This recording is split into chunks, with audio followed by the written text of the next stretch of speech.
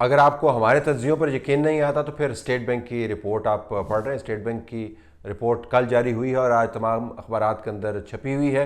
इसके अंदर कुछ टेक्निकल बातें हैं, लेकिन हकायक, खौफनाक हकायक जिनका बराह रास्त असर आपकी और हमारी ज़िंदगी पर और हमारे बच्चों के मुस्तकबिल पर पड़ता है, वो इस टेक्निकल लैंग्वेज के अंदर छुपे हुए हैं और उसके ऊपर फोकस करने की ज़रूरत है। अगर आप रिपोर्ट देखें तो इसको आप मनफी तरीन इंडाइटमेंट कह सकते हैं।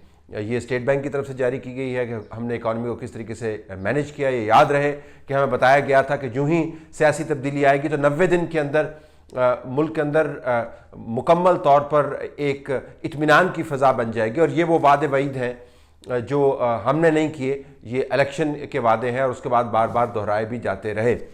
स्टेट बैंक की रिपोर्ट के मुताबिक अगर आप मजमूई कौमी पैदावार की ग्रोथ देखें, यानी शरह नमूद जिसको कहते हैं, तो वो तकरीबन आधी हो गई है।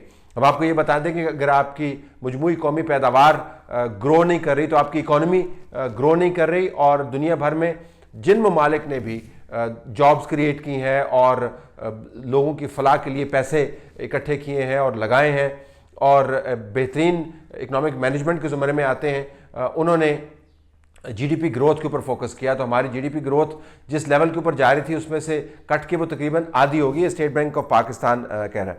इसके साथ साथ जो खातों के खसारे हैं, आपने देखा होगा कि ट्रेड डेफिसिट की बात करते थे, बजट डेफिसिट की बात करते थे, फिस्कल डेफिसिट की बात करते थे, करंट अकाउंट डेफिसिट की बात करते थे। कहते हैं कि ये डेफिसिट जो है ये मुल्क को खा गए हैं। चूंकि करप्ट लोग बैठे हुए हैं लिहाजा ये डेफिसिट ज़्यादा है, आपको कर्जे ज़्यादा लेने पड़ रहे हैं। तमाम डेफिसिट्स की खसारों की जो कहानी है स्टेट बैंक की रिपोर्ट के अंदर, वो खसारे का सौदा ही आपको नज़र आता है। तमाम के तमाम डेफिसिट जो है वो अहदाफ से कहीं ज़्यादा बढ़ गए हैं। कर्ज़ों की भरमार है। पहले हुकूमतों के पहले महीनों के अंदर कर्ज़ों की अगर आप शरह देखें तो इस हुकूमत ने तो कमाल किया, उनसे कहीं ये आगे चले गए। बावजूद इसके ये कहते रहते हैं कि कर्ज़ों की वजह से पाकिस्तान का बेड़ा गर्क हुआ है।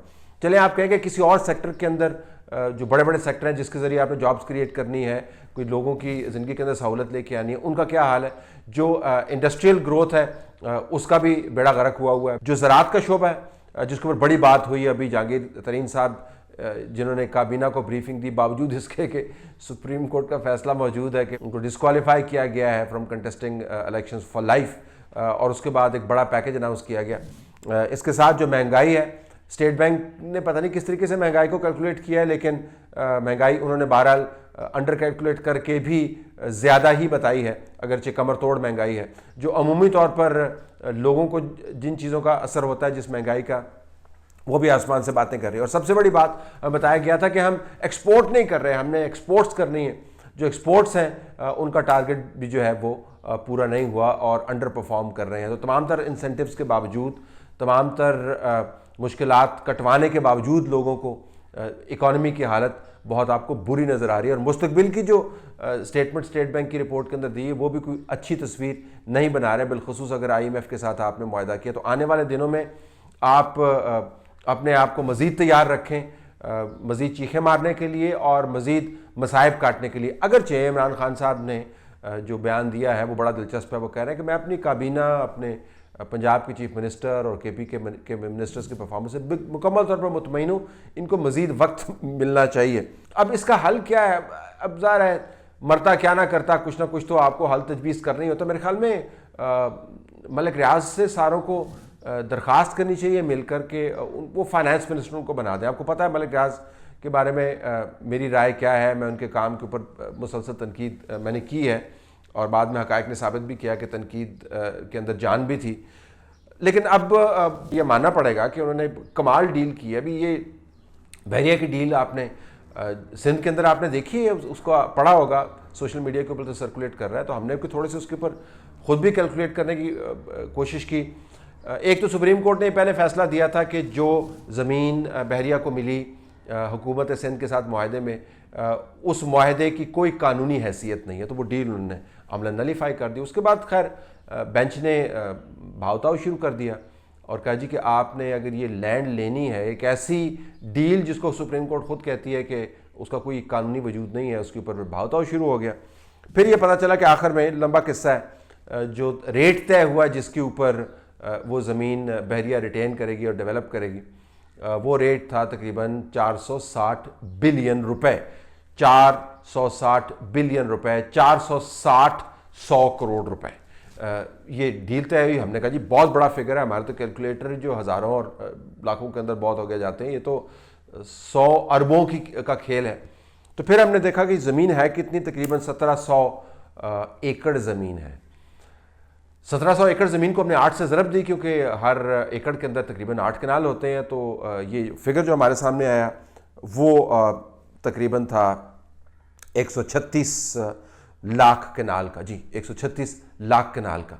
फिर हमने सर खुजाया, हमने कहा कि 136 लाख कनाल को अगर आप डेवलप करें और उसके अंदर प्रॉफिट मार्जिन लगाएं जो गोइंग रेट्स हैं, तो उनका जी तकरीबन 2 करोड़ का एक कनाल आप कर सकते हैं। तो हमने 136 लाख कनाल को 2 करोड़ रुपए से फिर ज़रब दे दी।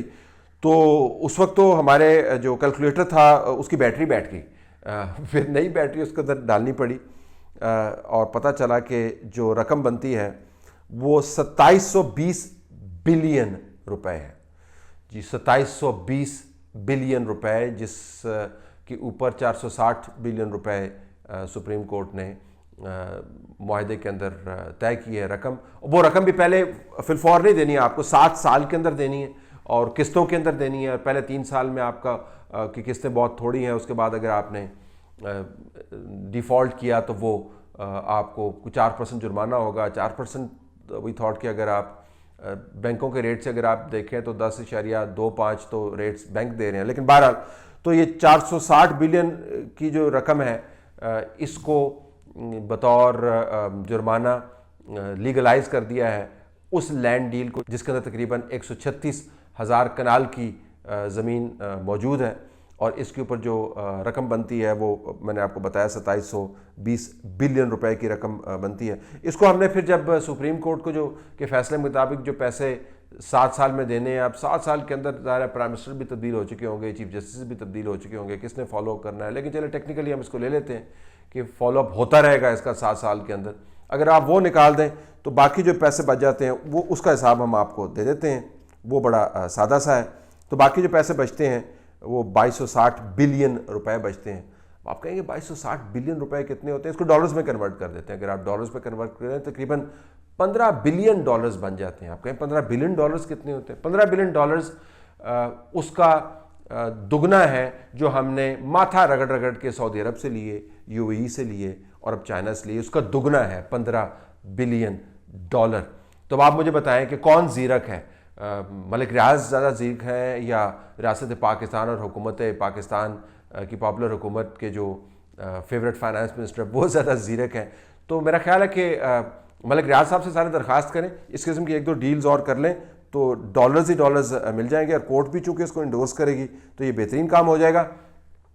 गरीब की बात ज़ाहिर मलिक रियाज साहब और दूसरे जो लोग हैं वो गरीब की बात तो नहीं करते हैं, उनके लिए तो लंगर वंगर होते हैं। ये बिलियंस जो हैं वो किसी और काम के लिए होते हैं। तो गरीब के लिए फिर हम यही तजवीज़ कर सकते हैं कि पाकिस्तान के जो गुरबा हैं वो इसी बात से फिर खुश हों कि 1992 में हमने वर्ल्ड कप जीता था, उस वर्ल्ड कप की पुरानी झलकियाँ देखते रहे और ज़िंदगी गुजारें।